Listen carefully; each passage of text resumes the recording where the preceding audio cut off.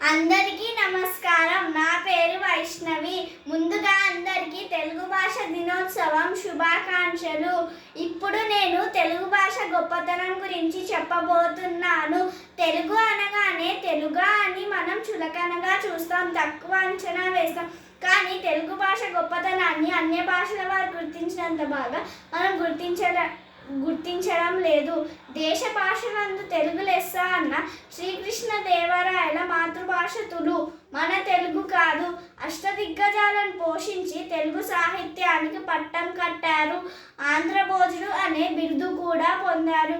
నిత్యం మన నాలుక మీద ఉండే వేమన పద్యాలను అచ్చుప్రతులు తయారు చేయించి భవిష్యత్ తరాలకు అందుబాటులో ఉండేలా చేసిన సిబి బ్రౌన్ ఒక ఆంగ్లేయుడు.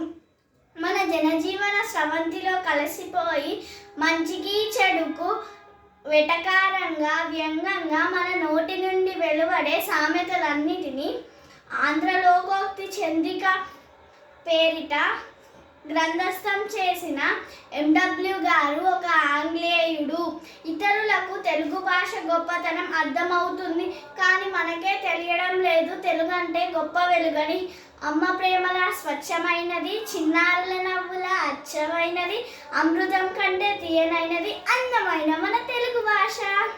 ధన్యవాదములు.